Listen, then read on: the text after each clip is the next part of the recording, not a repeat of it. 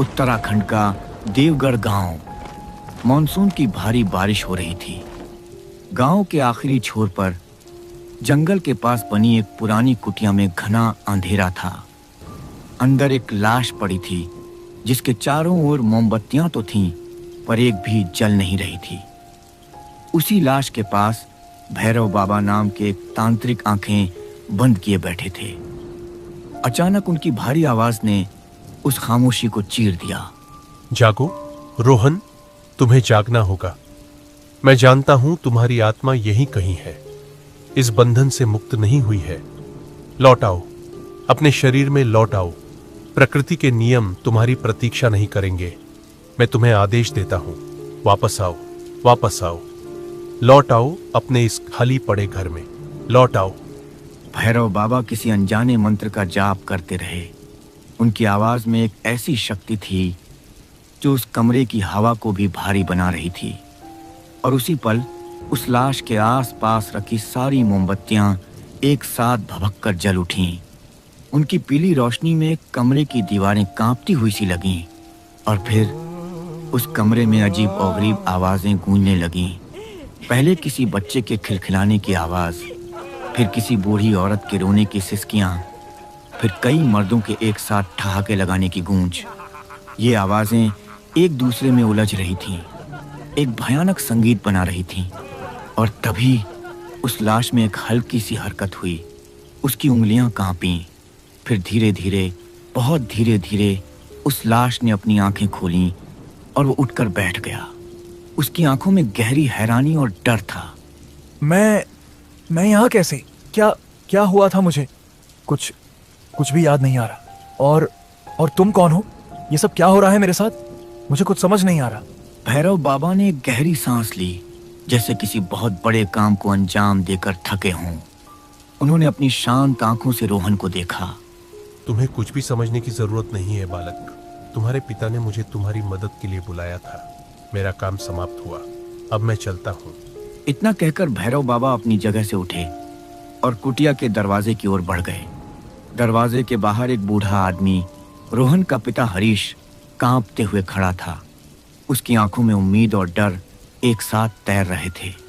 बाबा, क्या हुआ? क्या मेरा बेटा, क्या वो ठीक है? हाँ हरीश, उसमें प्राण लौट आए हैं। अब वो ठीक है। मैंने आज तुम्हारे उस एक एहसान का कर्ज चुकाने के लिए प्रकृति के विधान को चुनौती दी है। ये मैंने दोबारा कभी नहीं करना। जाओ, अपने बेटे से मिलो। उसे जो ठीक लगे समझा देना। पर याद रखना, जो लौटा है वो शायद पूरी तरह वो नहीं जो गया था। अब जाओ यहाँ से। हरीश लड़खड़ाते कदमों से अंदर गया। उसका बेटा, जिसे वो कुछ घंटे पहले मरा हुआ समझ रहा था, अब उसके सामने बैठा था। बाहर भैरव बाबा अंधेरे में कहीं गुम हो गए। आसमान में बादल वैसे ही गरजते रहे और कुछ ही देर में जोरदार बारिश शुरू हो गई। उस रात देवगढ़ में सब कुछ शांत हो गया। रह गई तो बस टिन की छतों पर गिरती बारिश की आवाज। उस घटना को गुजरे हफ्ता भर हो गया था। गांव में रोहन के ठीक होने की खबर किसी चमत्कार की तरह फैली थी, पर लोग इस पर खुलकर बात करने से डरते थे। देवगढ़ की जिंदगी अपनी पुरानी रफ्तार से चलने लगी थी।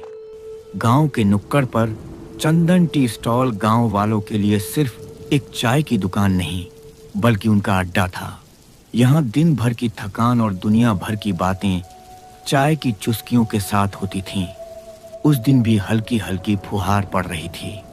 दुकान के अंदर लकड़ी की बेंच पर मनोज, सुरेश और दीपक बैठे अदरक वाली चाय का मजा ले रहे थे। वाह चंदन भाई, क्या चाय बनाते हो? इस बारिश के मौसम में तो अमृत लगती है। मौसम तो देखो जरा, एकदम सुहाना हो रहा है। हाँ यार, मौसम तो बढ़िया है, पर इस कीचड़ से बड़ी परेशानी होती है। और शाम होते ही बिजली रानी ऐसे रूठ जाती है जैसे मायके जाना हो। फिर जंगल वाले रास्ते से घर जाने में डर भी तो लगता है। डर? अरे दीपक, तू अभी भी बच्चों की तरह डरता है? किस बात का डर? डर क्यों नहीं लगेगा? जंगली जानवर तो हैं ही, ऊपर से मेरे दादाजी जो कहानियां सुनाते थे भूत प्रेतों और चुड़ैलों की, वो सब याद आ जाती हैं। कहते थे कि बारिश के मौसम में ये ताकतें जाग जाती हैं। भूत प्रेत कहानियां तो मैंने भी बहुत सुनी हैं, पर आज तक देखा तो है नहीं। पर अब तो गांव में अपने भैरव बाबा भी हैं। सुना है बड़ी बड़ी सिद्धियां हैं उनके पास। कोई दिक्कत हो तो चले जाना उनके पास। कहते हैं उन्होंने कई लोगों को बुरी आत्माओं से छुटकारा दिलाया है। वो तो है, पर सच कहूँ मुझे तो उस आदमी से ही डर लगता है। उसकी आंखें देखी हैं कभी? ऐसा लगता है जैसे सब कुछ पढ़ लेती हूँ। और एक बात पर ध्यान दिया है तुम लोगों ने? जब से वो इस गांव में आकर बसा है, ऐसी अजीब और गरीब बातें और घटनाएं कुछ ज़्यादा ही नहीं होने लगी हैं? कहीं ये सब उसी का किया धरा तो नहीं? सही कह रहा है मनोज।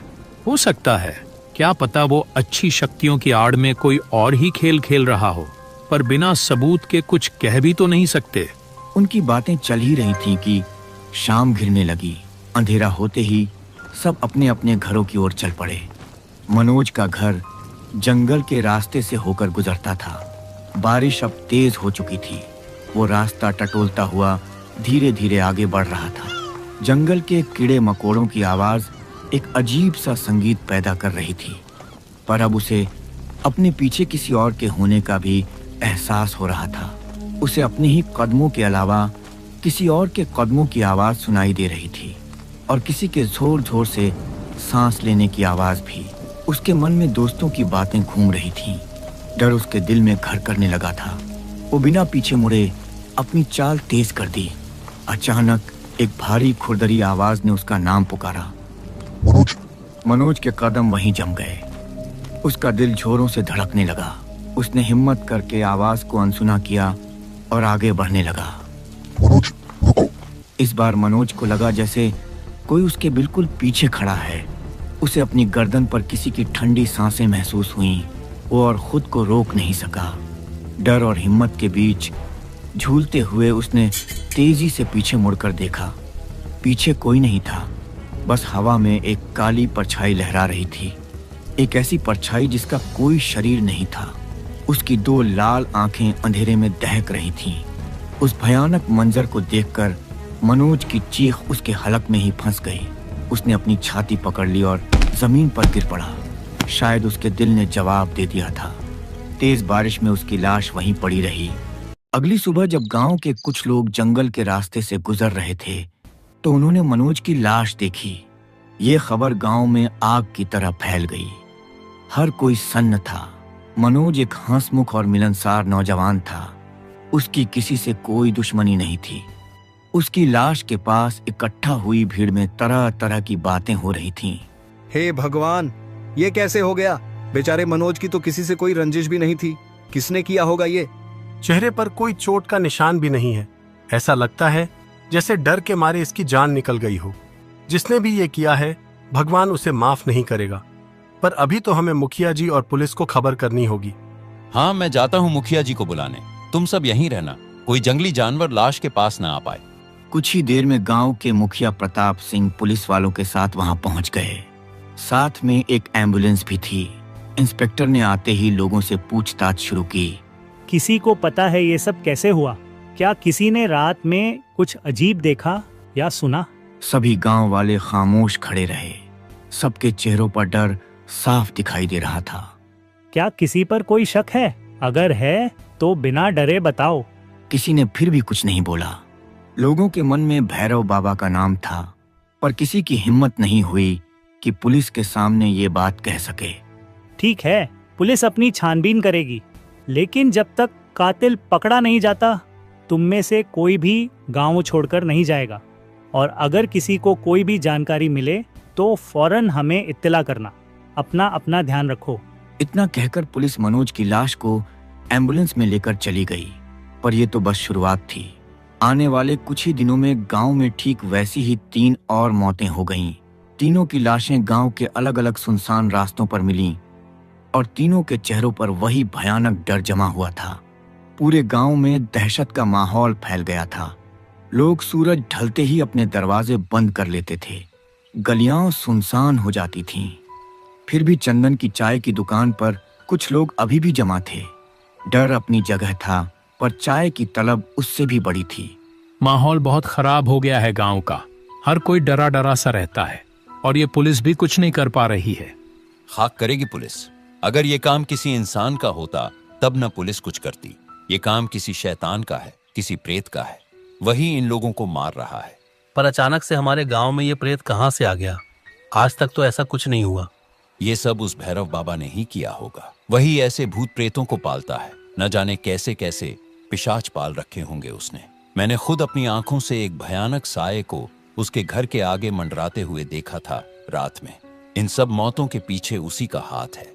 हो सकता है सुरेश, तुम्हारी बात सच हो, पर हमें खुद देखना होगा। तो इसमें कौन सी बड़ी बात है? चलो अभी चलकर देखते हैं कि क्या चल रहा है उसकी कुटिया में। दूध का दूध और पानी का पानी हो जाएगा। ये बात सुनकर सब में एक अजीब सी हिम्मत आ गई। डर पर गुस्सा हावी हो चुका था।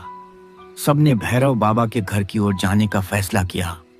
वो दबे पांव अंधेरे में एक दूसरे का सहारा लेते हुए उसकी कुटिया की ओर चल पड़े। थोड़ी ही देर में वो सब भैरव बाबा की कुटिया के पास पहुंच गए। गांव के सन्नाटे में वो छोटी सी कुटिया किसी रहस्यमयी पहेली की तरह खड़ी थी। अंदर से किसी के मंत्र पढ़ने की धीमी धीमी आवाज आ रही थी। सब लोग पेड़ों की आड़ में छिपकर देखने लगे। अंदर जलते दिए की रोशनी दरवाजे की झिर्रियों से छनकर बाहर आ रही थी। सब सांस रोके इंतजार कर रहे थे। कुछ ही देर में एक भयानक काली परछाई कुटिया की छत के ऊपर उभरी। वो हवा में किसी काले कपड़े की तरह लहराई और फिर तेजी से गांव की ओर चली गई।